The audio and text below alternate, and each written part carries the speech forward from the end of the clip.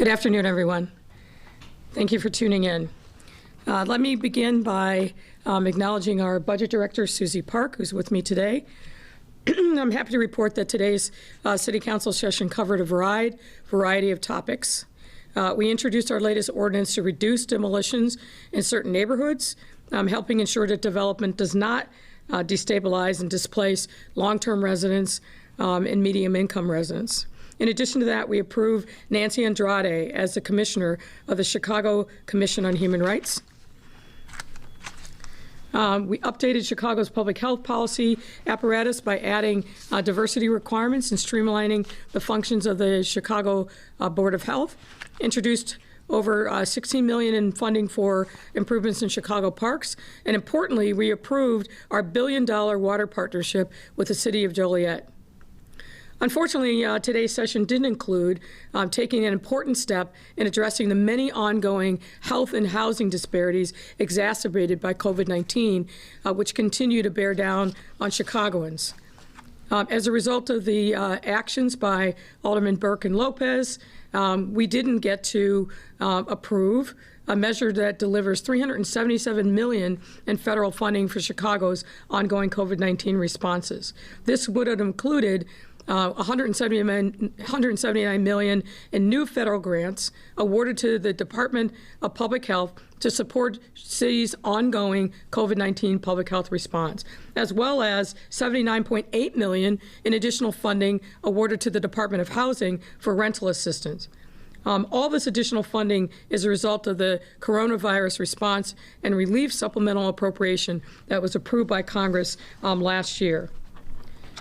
In this city, our singular goal has to be to respond to the needs of our residents and businesses in ways that reflect their lived experiences. We truly need to be focused every single day on doing the people's business and things that move our city forward. Even as the light at the end of our tunnel grows brighter every day, thousands of Chicagoans, residents and businesses are still waking up each morning not knowing how they'll find the money to take care of their basic needs like rent. We were poised to address some of these issues today, but unfortunately, that step was paused because of a delay tactic by two aldermen. Make no mistake, come Friday, I'm very confident that we will get this done, but really that's not the point. In a time where people are hurting and bearing an inordinate burden, what we need is progress, not parliamentary tactics. Not with thousands of our residents still in desperate need of critical support that the city can provide through dollars that come to us from the federal government. The measure at play is an important one, and we need to get it done, and it's my hope that coming back on Friday afternoon will do just that. In the meantime, even though we've come a long way, we can't be distracted. We have to remain vigilant, creative, and bold in delivering the resources and supports our communities need. And that goes double for us as city leaders and elected officials. That is how we will move beyond this crisis as fast as possible and into recovery that is both historic in size, but truly inclusive in scope.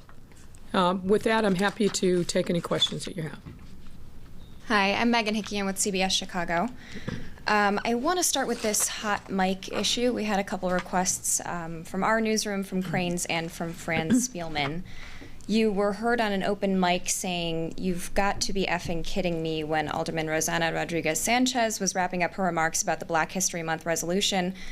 What exactly were you referring to? And Fran points out it's not the first time that you've been caught on a hot mic. Well, sorry to disappoint the Twitter trolls, but my comment had nothing to do with anything that was actually going on in City Council.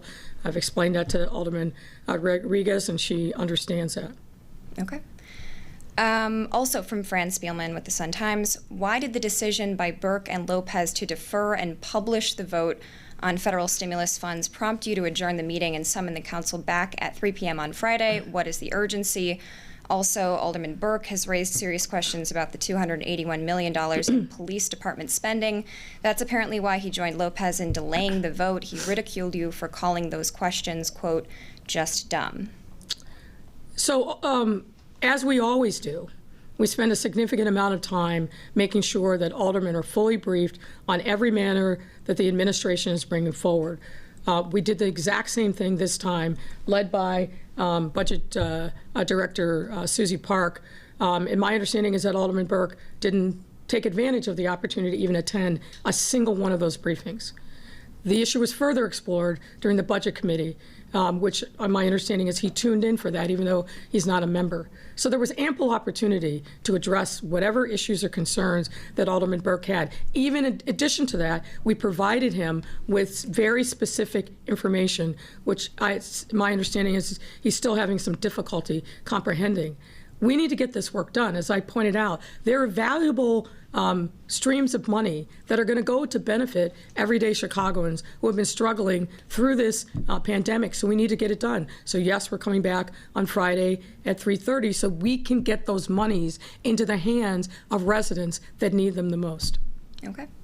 This is from my colleague Chris Ty at CBS Chicago. The legislation introduced today as a result of the Anjanette Young raid proposed sweeping changes to how raids are conducted in Chicago. Do you support it? What is the most important component of it? And how likely is it to get the votes needed to become law? Well, first of all, I don't know that it was actually formally introduced today. I think there was a press conference about it, but I just saw it today.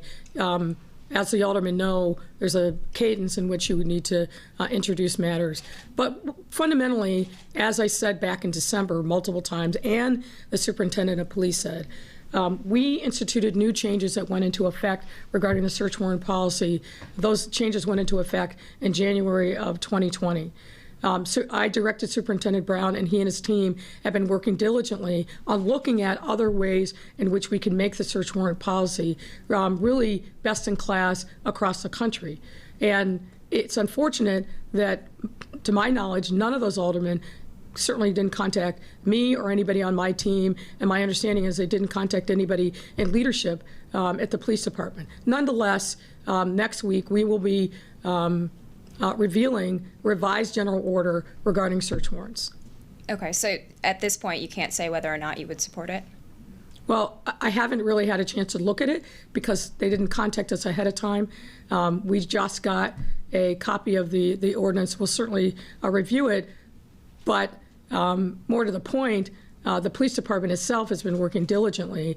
And my quick read of the ordinance, it doesn't reference any of the current practices or procedures of the police department regarding search warrants, which I think is problematic in and of itself, but we'll take the time to review it. But as I said, for some months now, the department itself has been working on looking at its general order, which defines the time, place, and manner for search warrants, and we'll be announcing some updated changes to that in direct response to the issues that were surfaced as a result of what happened to Ms. Young.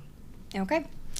This is from A.D. Quigg at Cranes. We're getting close to final federal approvals of the Johnson & Johnson vaccine. Since it's a single-dose use, doesn't require ultra-cold storage. Can you talk about how the city is thinking differently about deploying those two vaccine partners? Well, obviously, we've been following very closely the progress of Johnson & Johnson. I believe that it's going to be up for consideration by the FDA, I think, this weekend. So once we understand what the FDA does, then we'll have further comment on that. But obviously, as I've been saying since December, we need more vaccine. This is a different kind of vaccine. It's a single dose, not multiple dose. We have to better understand its effectiveness with respect to the variants. Our local team of experts will be reviewing the information that's put out regarding Johnson & Johnson and giving us advice, just as they did with the Pfizer vaccine and the Moderna vaccine. But we'll have more to say on it once we see what the final resolution is with the FDA. Okay.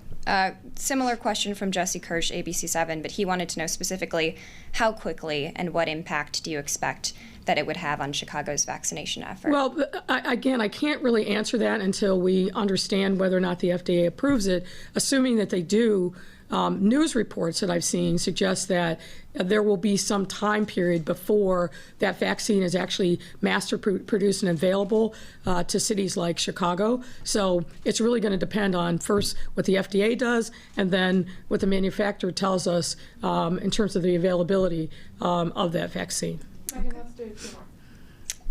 Okay. Let's see. We have Natalie Perez from Univision. According to Governor Pritzker, he expects in 2 weeks to increase the amount of vaccine the state receives per day from 60,000 to 100,000. Taking this into consideration, do you think it would be possible to expand the Phase 1B? Well, the state doesn't provide us with any vaccine. So what Governor Pritzker says there really has little consequence to us. And I've been very clear with this, as has President Preckwinkle. Increasing, basically taking a group from 1C and putting them into 1B when we still haven't finished getting all the folks that are eligible for the vaccine in 1B just doesn't logistically make any sense for us. We're talking about, based upon what the governor announced a week or so ago, adding in Chicago and suburban Cook another 1 million people who would be eligible for vaccine. There's not another 1 million doses that are available and won't be anytime soon. So I don't want to create expectations that we simply can't fulfill, particularly when we still must focus on our elderly in the city, 65 and older, and there's a lot more work to do there. Chicago, goes without saying, is a very large city, the largest in the state. Suburban Cook is, if not the largest county by population, certainly one of the top ones.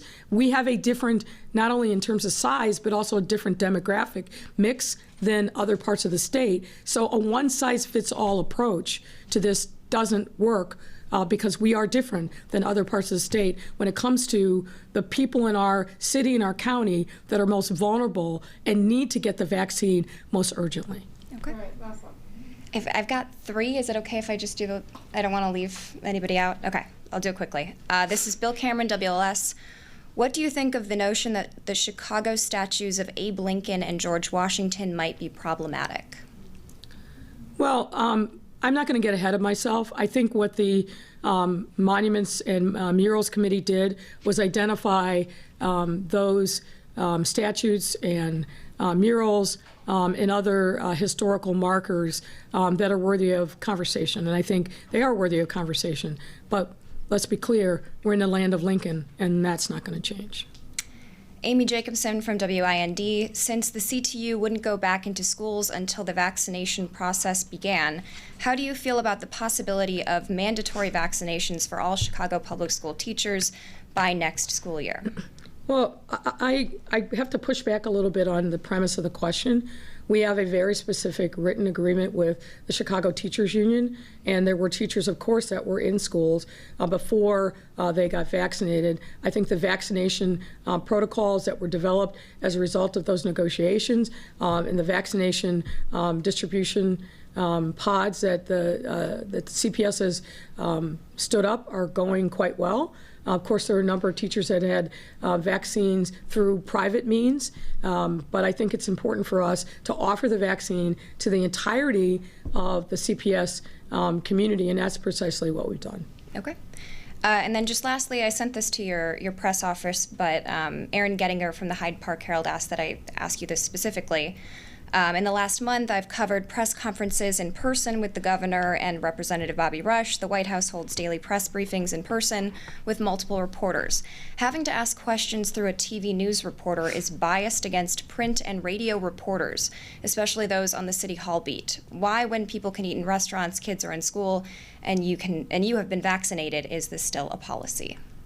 I'll turn that back on you all. I have been saying for quite some time now that I'm absolutely open to, and we can accommodate in another space, having in-person press conferences.